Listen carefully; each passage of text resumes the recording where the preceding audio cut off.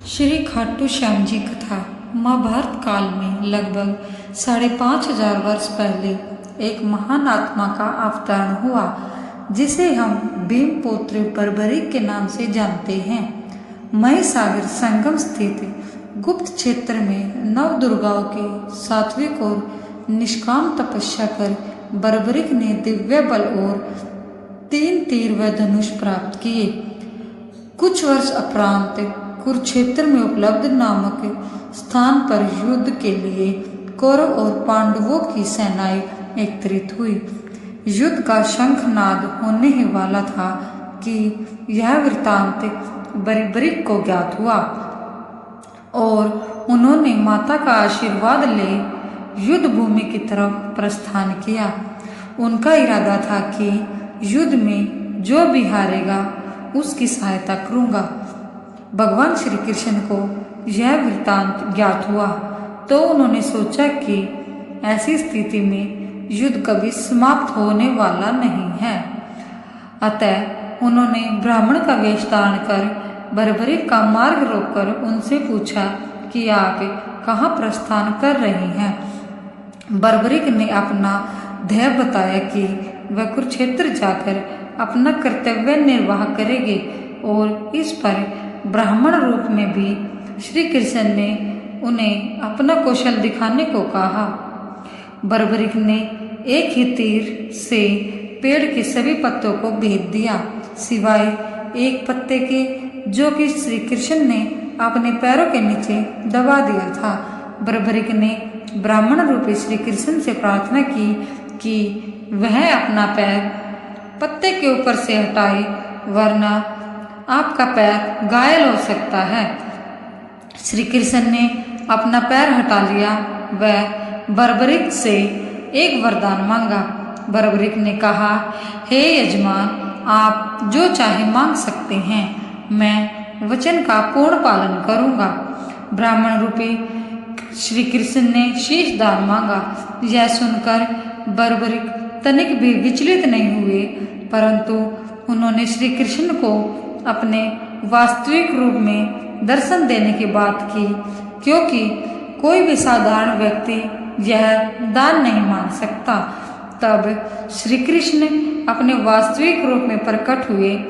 उन्होंने महाबली, त्यागी, तपस्वी और बर्बरिक का मस्तक रणचंडिका को भेंट करने के लिए मांगा। साथ ही वरदान दिया कि कलयुग में तुम मेरे नाम से जाने जाओगे, मेरी ही शक्ति तुम में निहित होगी। देवगण तुम्हारे मस्तक की पूजा करेंगे। जब तक यह पृथ्वी, नक्षत्र, चंद्रमा तथा सूर्य रहेंगे, तब तक तुम लोगों के द्वारा मेरे श्री श्याम रूप में पूजनीय रहोगे। मस्तिष्क को अमृत से सींचा और अजर अमर कर दिया। मस्तिष्क के संपूर्ण महाभारत का युग देखा एवं युद्ध के निर्णायक भी रहे। युद्ध के बाद महाबली बर्बरिक कृष्ण से आशीर्वाद लेकर अंतर्ध्यान हो गए। बहुत समय बाद कलयुग का प्रसार बढ़ते ही भगवान श्याम के वरदान से भक्तों का उद्धार करने के लिए वह खाटू में चमत्कारी रूप से प्रकट हुए। एक गाय घर जाते समय रास्ते में एक स्थान पर खड़ी होकर चारों थनों से दूध की धाराएं बहाती थी। जब ग्वाले ने यह दृश्य देखा तो सारा वृत्तांत भगत नरेश को सुनाया।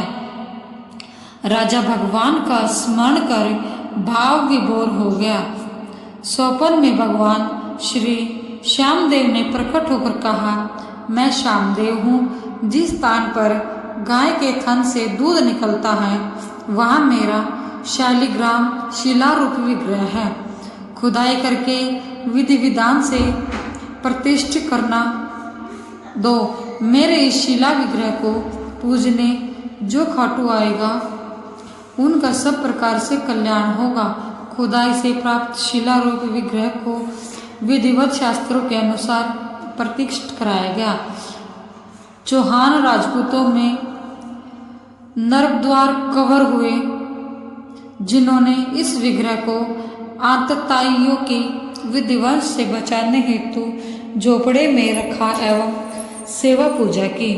औरंगजेब के शासनकाल में पुराने मंदिर का विध्वंस हो गया तथा उसके बाद जहाँ भगवान श्री श्यामदेव का विग्रह प्रतिष्ठित किया गया वहाँ आज भी विद्यमान है। जहाँ देश के सभी कोनों से श्याम प्रेमी पूजा अर्चना एवं दर्शनार्थ आते हैं।